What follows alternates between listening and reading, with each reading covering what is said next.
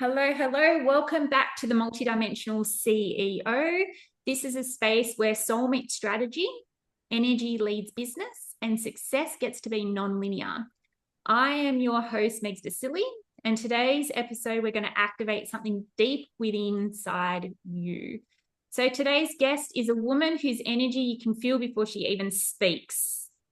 Teresa Read is a client of mine. She's a healer, a coach. She's the founder of the Soul Space Healing. This is a sanctuary where women are ready to clear all the shizness that's been holding them back and rise into the person that they're meant to be.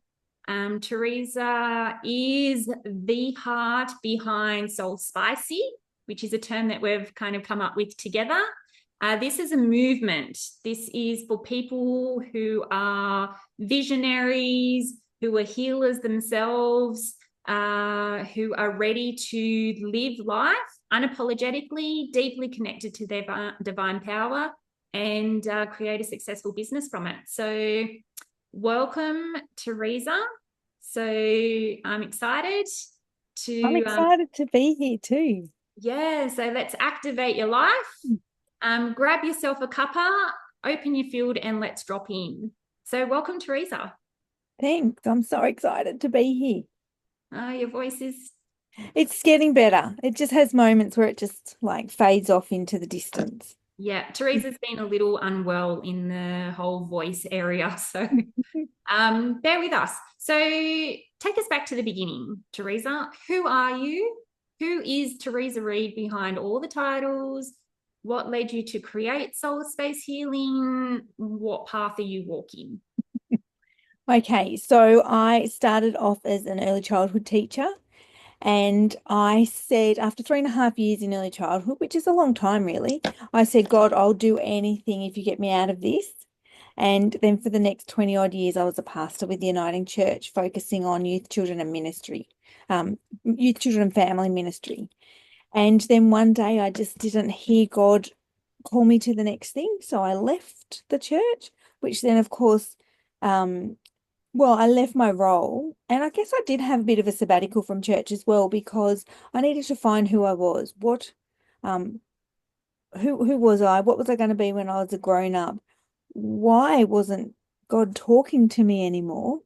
Um, so yeah, lots of big questions. So I went on this path to find me. So I did Reiki healing, and then I started down the NLP path, which was just amazing, where I found a fabulous coach who helped me realize that the reason that I couldn't go any further with church was because I'd outgrown church as a religious institute, and outgrown it because I was flying into something um, greater, I guess, like my gifts and talents and uniqueness was growing stronger. I didn't understand until I had this coach that everything I'd done in my life, I'd done it just unconsciously and naturally, the healing and the right words. And I just thought that was everybody, right? She helped me work out that I'd actually now do this really consciously. I actually have a really tight connection with divine, and my trust is complete. So in doing that, I started coaching from an NLP perspective, and then I did my master's in neurotransformation and hypnotherapy, and now I coach soul spicy women who are realizing that they've got something really special that's a calling in some ways, that they're a healer or a light worker, or they're intuitive or an empath. And now I do most of it all just by listening and being guided. Yeah. Yeah, that's amazing. I love how you go, what am I going to be when I grow up? It's like, I don't think we're ever truly grown up. No. Even 80-year-olds are never really grown up, are they? Always learning. So tell me, soul space healing Yeah. feels more like a business, it feels like a movement. What does soul space healing stand for at its core, and who is it that you really love to serve? I think soul space healing at its core is about helping everyone realize that they have the full potential to be upright and standing at 100 and to live their best life as well. And that the healing has to come from us from the inside out. And it's about truly working out who we are so that we are living in alignment for our greatest self. Yeah. Yeah, that's amazing. So I mainly work with women. Mm-hmm. Every now and then I have a man who's like, yep, you've got what I need, but mainly women because like I am a woman and I've been down the journey. I've done the journey that women, particularly, the 40s and over age group who are hitting a spot where the children are getting a bit older or even moving out of home. And they're at that point, what am I going to be now? Who am I if I'm not a mum full time? Or if I'm not 100% focused on a career that's not doing it for me anymore, then who am I? What am I? What can I bring to the table? How can I be authentically and the raw me, and yeah, and still be able to make it work and bring in an income and all of that. Yeah, amazing. There was a term that you said that we'd kind of come up with together in a roundabout way, soul So spicy. spicy, yeah. Yeah, what is a soul spicy human? How Oh, did this phrase become part of your brand and your message? I love Soul Spicy, and it is so if you're listening, your listeners are probably people who are in an industry where they are caring for others. So nurses, teachers, even people in retail where they actually give a toss about how people feel when they've spent time with them. They're the people. They're the people that have heart. They're the healers that probably don't know the healers, and the empaths that don't know their empaths, and the intuitive people. Those people who just go, oh, I don't even know where that came from, but that was perfect for that person to hear at the right time. They're my soul spicy people. Yeah, Light workers. Yeah. when I think of soul spicy, I'm just remembering something that happened to me.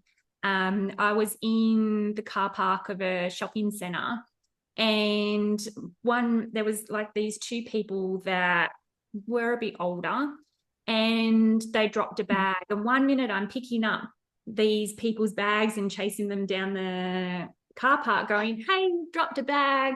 And then the next minute, I know I'm being invited over for dinner. So I feel like that's the kind of energy, would you say? Yeah, Like that? absolutely. Yeah. Yeah, yeah. It's the greater than you are energy.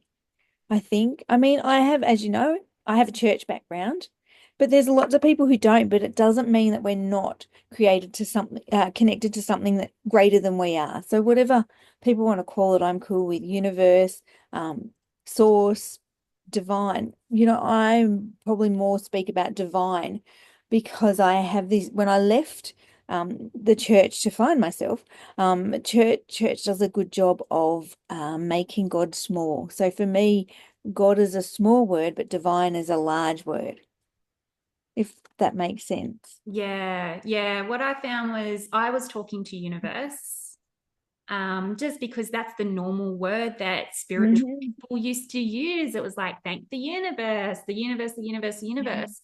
And then when I realized that the universe was created by the creator, Hmm. we relate to as God, and I started to speak to God, it felt more like an expansive Yeah. but yet honed in kind of version of the universe. The universe felt very blasé and not like too chaotic in a way. And not personal.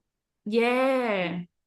Yeah, that's amazing. Yeah. So I've noticed, you probably noticed too, that a lot more of the spiritual based entrepreneurs are starting to Yeah. also talk to God Yeah. specifically, Exactly. and using the name Jesus, which is like, so I love it because yeah, it's not so much source energy or like we talk to the divine one, not Yes. divine altogether. So yeah, have That's you noticed that as perfect. well? I've noticed that as well.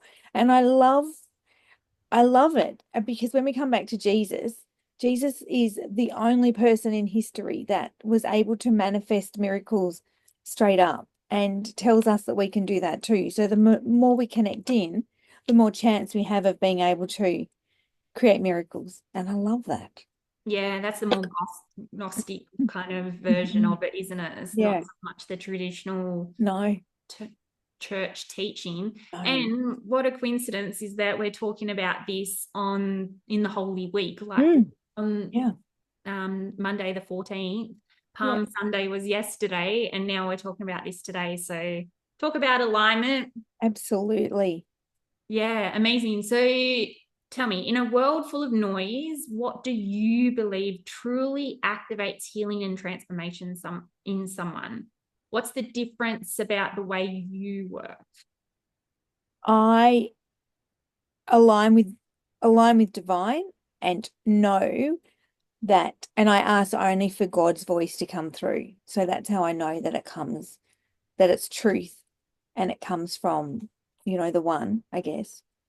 Um, and for working with people, it's also a lot about frequency as well. So it's a whole lot. Where I sit at the moment is this really so I was explaining it to someone on the weekend and they went, I've never met anyone like you that is so polar in what they do. So I have this deep church connection, but then I also have this, what some would say is new age, where I can see energy and work with energy and um tap into vibration and all of that. So I think it's where the two worlds come together. It is knowing that you are safe and divinely connected and tapping into energy that's greater than you are to um, to move forward.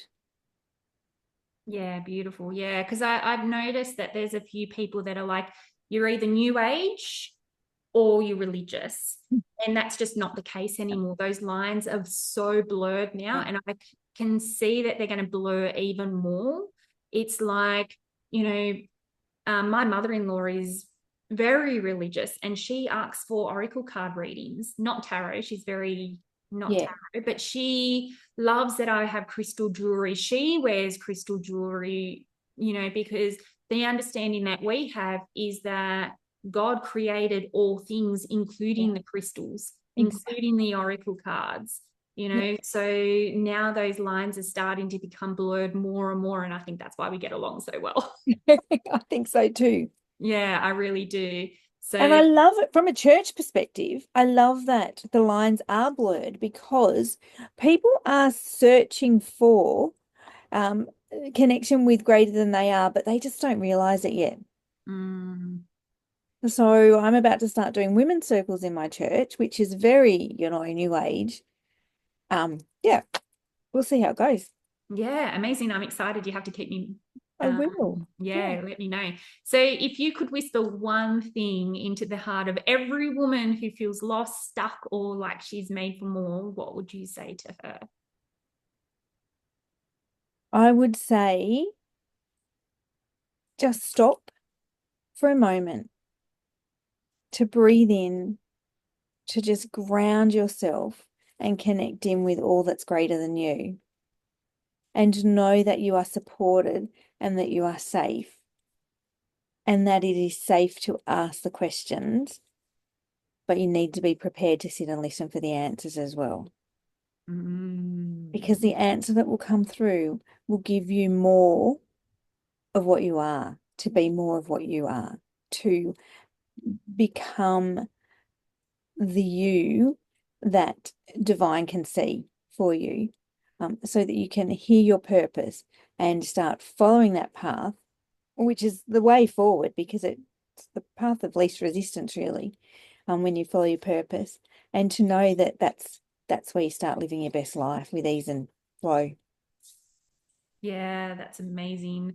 I'm so excited. I like, obviously, not just because you're a client of mine, but I feel in my heart the love that you have for your people. I can feel in my heart that like you just want the best for everybody. And Mm. it's just so nice to witness that and to feel that. Because there's a lot of people out there, even they say that they're spiritual, or they say that they're in alignment with God, but they're in alignment with their bank account, and they've got these personas, and you're not talking about a persona, you're talking about you, the person that's been becoming that person that you were always meant to be. So that's incredible. Well, I can't be anyone else, really, can I? Yeah, well, everyone else is taken, isn't That's it? exactly right. So I might as well just be me, and Yeah, people are either going to love that or they're not, and that's okay. yeah, That's not a perfect. me issue, really. Yeah, don't even think about it. Yeah, No. cool. All right, excellent. So I am going to ask you a few questions related to multidimensionality, because that's what my listeners are here for, and that's what I'm here for as well. So if you could leave our multidimensional listeners with one frequency, message, or activation, what would it be? Share your knowledge. I think it would be to stop second guessing yourself and to trust and to dive right in, to open, to take off the blinders and be open to all that can be, all all the layers, all the dimensions, all of the, you know, um energy, all the layers of energetic body, all of that. Yeah, amazing, cool. And so how do you navigate being multidimensional and running the business? I I need to stop a lot because I tend to my brain just keeps going and going and comes up with ideas. And I mean, yesterday, I said to Paul, we were lying in bed before we got up, and I went, I've just had a thought. What do you think about blah, blah, blah? And then we went out for lunch, and like, I'm still, because my husband's a graphic designer, and I'm like, what do you think about this? Like, blah, blah, blah, blah, blah, blah, blah, blah, blah. He's writing notes, and, I spent the afternoon designing stuff for me. So I think that the first thing is that when it comes, run with it. When it comes through, run with it, put your heart and soul into it and move with it. And then it's okay to stop. It's permission to stop and not have to keep doing, keep doing, keep doing. It's about sitting back and letting what you've done take root and flow and trust that it's going to happen and create magic. Yeah, yeah. So we kind of go into that together in the mastermind. It's like, yes, your brain works faster than a lot of other people. And so it's about anchoring that in, and then you can have like a signature thing like your soul spiciness, Yeah. my neurospicy, multidimensional kind of energy. Wealth is like a pillar for me. And it's like you have that, and then all these ideas kind of anchor off it. Yeah. It's like your business is a tree, and you've got your stump, which is your main core pillar, the soul spiciness for you. And then the ideas can stem Exactly. on that.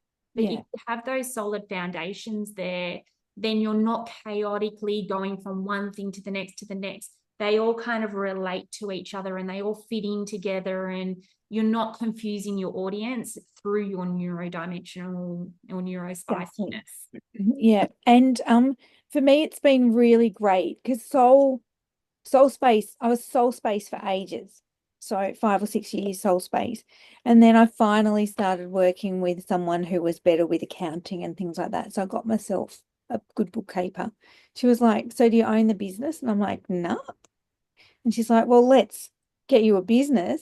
And Soul Space wasn't available, but Soul Space Healing was. So that's why I ran with that. But then everything else comes off that. Soul Spicy, Soul Essential is the essential oils part. Soul Radiance is my lymphatic and pain-free stuff that I'm doing. And for my women's circle, Soul Woven is it. So weaving it into the ancients. Yeah. Yeah, I love Yeah. that. Oh, I'm so excited. I'm getting excited just talking to you. Okay, cool. And one last question. Where can people plug into your world? If somebody is listening to this podcast, whether it's on the 15th of April or 2025, or if it's, later on down the track, where can people get in touch with you? I would say that Facebook will be the most longevity thing that I have going, which would be Teresa Read. You can send me a DM. People could also phone me or send me a text message because I've had my phone number longer than I've had children. So I'm don't ever see it changing, and I can give that to you. You could put in the comments. I do have a website, but it is a thing in progress. And as I said, I'm married to a graphic designer, which is a little bit like being married to a plumber that always has a leak. So the website is the last thing on my beautiful husband's agenda, really. But we're getting there. We're plugging away at it, which is teresaread.com. Yeah. And eventually all of the soulness will be on there. All the soulness. I love that. Yes. Being a hairdresser, my family always got messy hair, so I get it. Yeah. Okay, cool. So a big, big, huge thank you to Teresa Read. Thank you for sharing your frequency with us. Don't forget to check out the show notes and all the links that you can connect deeper. If you know someone who is probably soul spicy or multidimensional and or, because you can be both, duality and all sorts of stuff. We can be both, we can be none, we can be anything. But if you know someone who is going to benefit from listening to this podcast, please, please, please send them this link, because it could change their life. It could be the gift.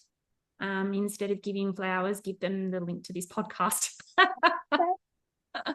Oh, excellent. Okay, thank you so much, Teresa. Lovely Thanks to for speak having with me. you. And I will see you soon in the mastermind that we have together. So, yeah, Wonderful. Thanks, Megs.